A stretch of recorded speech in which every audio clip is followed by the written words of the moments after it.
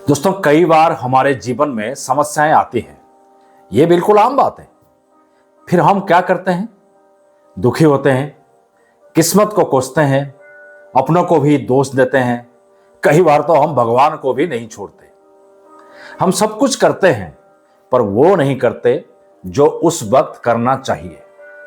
Hi friends, मैं वीरेंद्र दास अपने YouTube channel BK the story teller पर आप सभी का स्वागत करता हूं। एक छोटी सी कहानी जो आपके अंदर जोश भर देगी। प्रताप को एक बिजनेस के सिलसिले में जहाज में सफर करना पड़ा।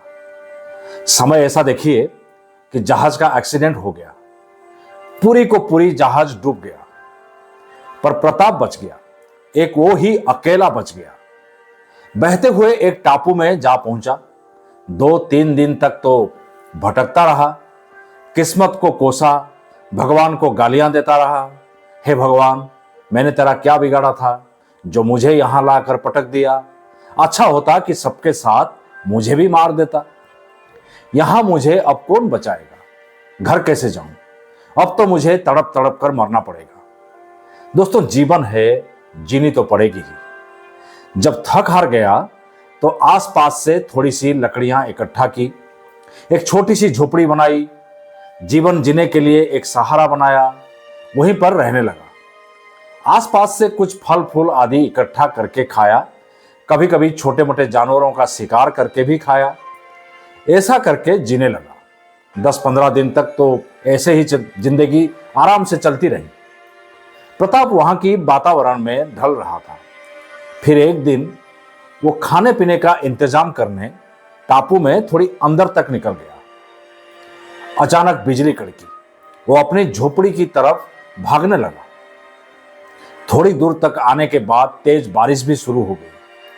प्रताप बुरी तरह से भीग गया। उसे सर्दी लगने लगी। वो जल्दी से झोपड़ी में पहुंचना चाह रहा था ताकि बारिश से बच सके और थोड़ा आराम कर सके। पर यह क्या, उसकी झोपड़ी बिजली गिरने से पूरी तरह जल चुकी थी। प्रताप माथा पीट पीट कर रोने लगा। भगवान से फिर शिकायत करने लगा। हे भगवान, मेरे साथ ही इतना अन्याय क्यों? मैंने तुम्हारा क्या बिगाड़ा है? बड़ी मुश्किल से जीवन पटरी पर आई थी और तूने वो भी मुझसे छीन लिया। तेरे जैसा निर्दयी कोई नहीं है। गालियां दे देकर बेचारा वहीं पर सो गया। अगले दिन सुबह प्रताप को किसी ने नींद से जगाया। आंखें खोला तो सामने कुछ लोग खड़े थे। किनारे पर एक जहाज खड़ा था। उनमें से एक ने कहा, चलो भाई, तुम्हें लेने आए हैं। प्रताप हैरान, बोला, तुम्हें कैसे पता चला कि मैं यहां हूं? कहा, अरे तुमने ही तो धुआं करके आग जला के हम लोगों को इशारा दिया था।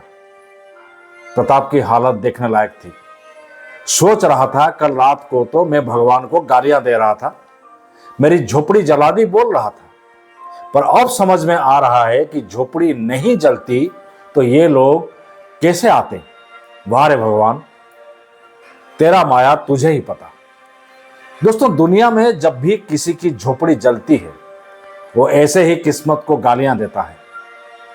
पर मैं समझता हूं, जब भी आपको जीवन में कोई विफलता आए, संघर्ष आए, विपदा आए, तो उसे जलती हुई झोपड़ी समझना और हिम्मत मत हारना। देखना, कोई ना कोई होगा जो आपको मुसीबत से बाहर निकालने जरूर आएगा, या फिर आपको कोई ना कोई रास्ता दिखाएगा। जीवन में मुसीबतें इसीलिए आती है ताकि आप उससे ज्यादा मजबूत बन सको। आपकी यही मजबूती आपको समाज में सर ऊंचा करके चलना सिखाएगा। दुनिया में आप जितने भी कामयाब लोग देखते हैं, जानते हैं, पढ़ते हैं, सबके जीवन में तकलीफें आई थी। सबने संघर्ष किया है, तभी वो बड़े बने हैं।